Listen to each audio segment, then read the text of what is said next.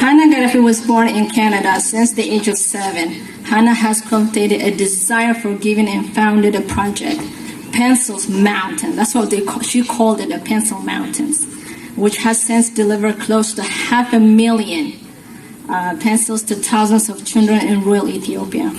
A citizen of Canada with Ethiopian origin, Hanah has been recognized as local and international and impressed thousands with her mature and kind and demeanor and her ability to make a difference in the lives of children and young people.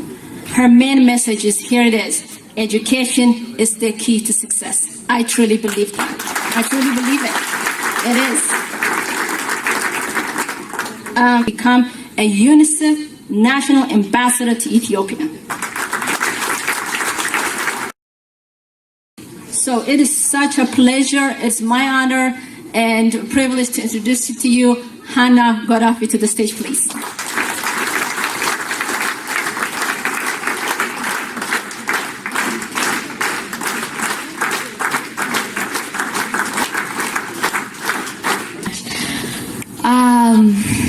First, I should say I feel very blessed to be here.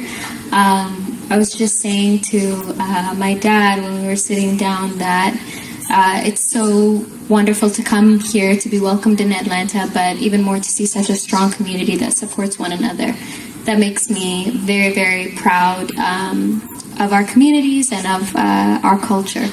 The second thing is that I'm very, very proud of the things that this association has been advocating and championing for. And part of the reason I'm here is because my work led me to partnering with this association in transferring and distributing medical supplies for communities in Adwa. And I had the opportunity to go there several times myself in the short time that I've been here, and see the effect that this good work is having on that community, as well as how much more there is and needs to be done there.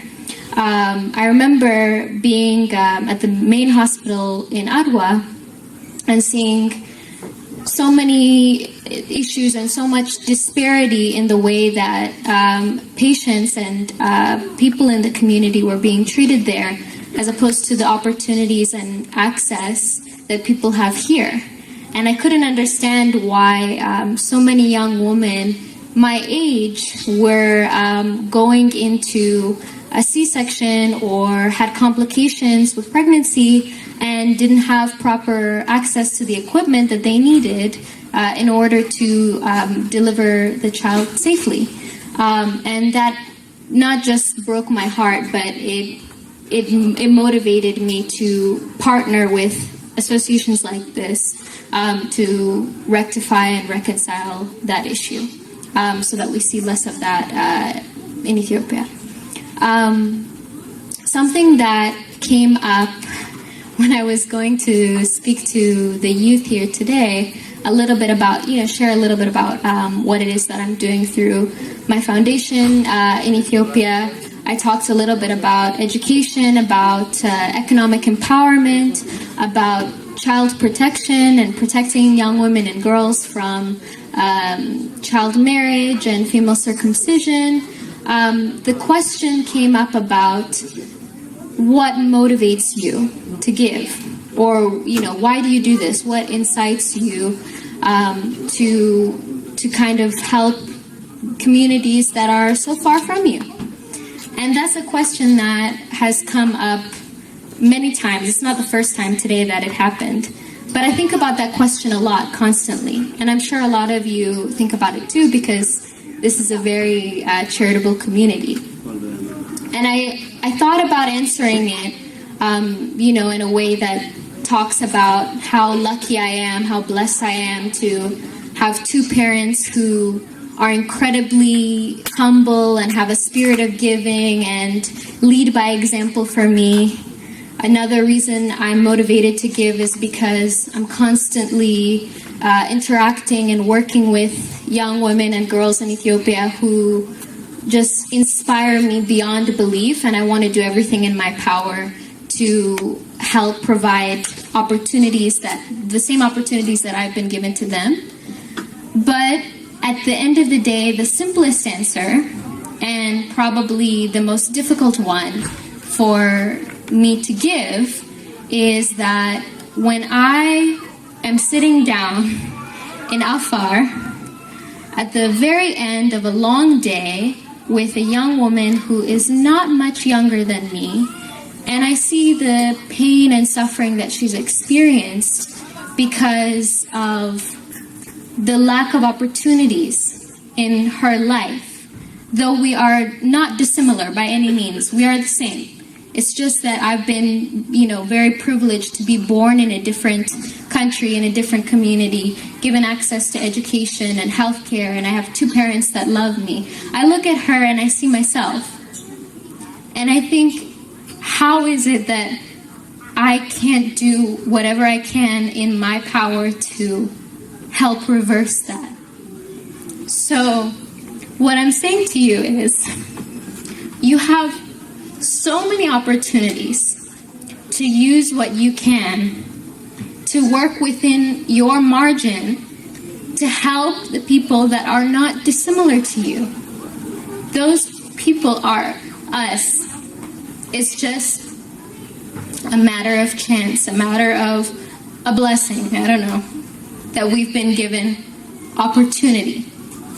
So if we can somehow use even just a small portion of that opportunity to make a difference, no matter how small that change may seem or appear, it's worth it.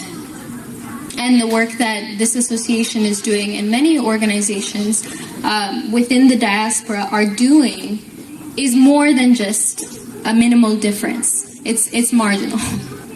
So I encourage you to continue supporting these incredible people who I was very fortunate enough to just come into contact to. And because of that encounter, now more people in this community have access to medical supplies and equipment and resources to train future young leaders in that field. And so with that, I would just like to say thank you again for allowing me to come here and celebrate with you, and also to encourage you and to remind you that there is so much left to be done. This is just the sliver of that. And again, I keep coming back to that moment of me sitting in front of the young woman who is not dissimilar to me at all. And what am I doing with this opportunity and this life that I have to bridge that gap of opportunity? So thank you very much.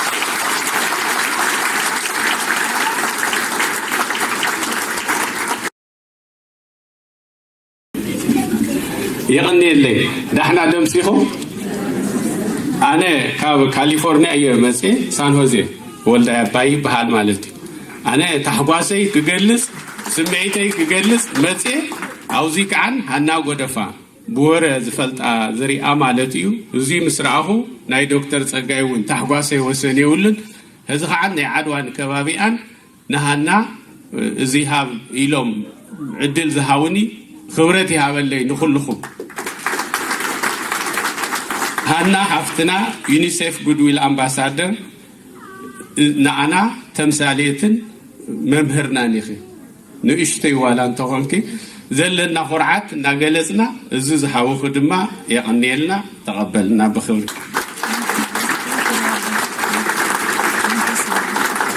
Thank you. Thank you. يغنيلنا.